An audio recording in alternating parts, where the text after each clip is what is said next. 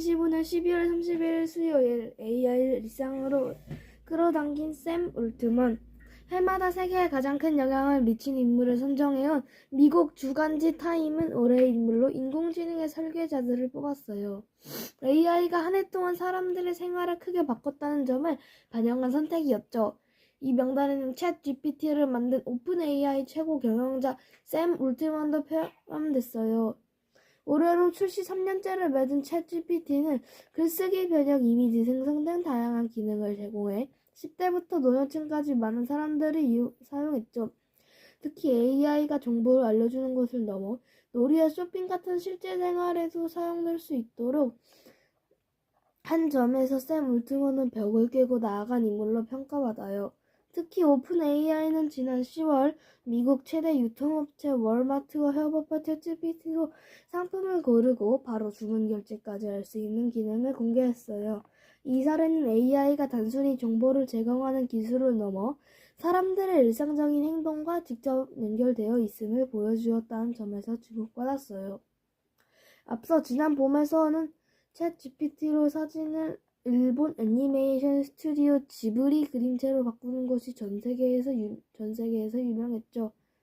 유행했죠. 이를 통해 AI가 공부나 업무뿐만 아니라 트렌드나 놀이 문화에도 영향을 끼칠 수 있음을 보여준 거예요. 성별과 출신을 깬 다카치 시나의 레오 14세. 정치와 종교 분야에서도 오래된 벽을 뛰어넘은 인물들이 등장했어요. 올해 10월 다카이치 시나의 총리가 일본 최초의 여성 총리로 선출된 것. 그간 일본 정치는 남성이 중심이었는데 유리천장을 깬 다카이치 총리의 등장으로 변화를 맞게 된 것. 특히 다카이치 총리는 총리로 선출된 후 높은 지지율을 유지해 더 주목받는데요. 최근 일본 일간 산케이 신문이 실시한 여론조사에 따르면 다카이치 총리에 대한 일본 20대의 지지율은 무려 90% 이상 달하며 아이돌급 인기를 누리고 있다고. 젊은 세대의 지지가 높아 총리에 사용하는 물건에 따라서는 산화활이라는 신조어가 생겨났을 정도예요. 앞서 5월에는 종교계에서도 역사적인 변화가 있었어요.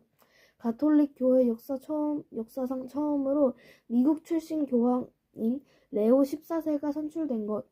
그동안 가톨릭 교회에는 미국 교황은 나오지 않는다는 암묵적인 전통이 있었어요. 미국의 영향력이 지나치게 커질 수 있다는 우려 때문이었죠. 새 교황으로 선출된 레오 14세는 오랫동안 남미 페루에서 빈민가에서 선도 활동을 해온 인물이에요.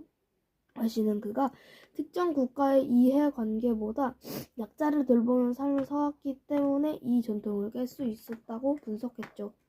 지난 25일 레오 14세 교황은 세계 각국에서 벌어지는 전쟁이 끝나기를 바란다는 성탄 메시지를 전한 바 있어요. 전설을 쓴 페이커 안세영. 우승. 올 한 해 스포츠계는 연달아 우승을 기록한 인물들로 들썩였어요. 먼저 e스포츠에서 전설로 꼽히는 페이커는 우리나라 팀 T1 소속으로 지난 11월 리그 오브 레전드 월드 챔피언십에서 우승했어요.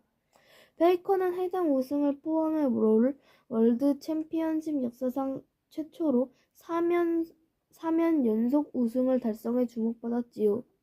e스포츠 선수는 비교적 이른 나이에 은퇴하는 경우가 많은데요. 29세의 페이커는 개인 통산 6회 우승이라는 기록을 세우며 10년 넘게 세계 정상 자리를 지키고 있어 더 주목받아요.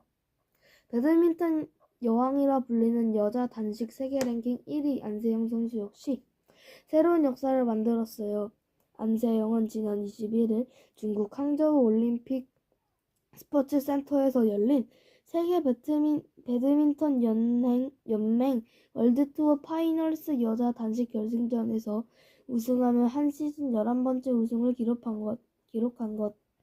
이로써 남녀를 통틀어 한 시즌 최다 우승 타이 기록을 세우기도 했지요. 이에 더해 안세영은 배드민턴 역사상 남녀를 통틀어 한 시즌 누적 상금 100만 달러와 100만 달러를 처음으로 넘긴 선수가 되기도 했어요.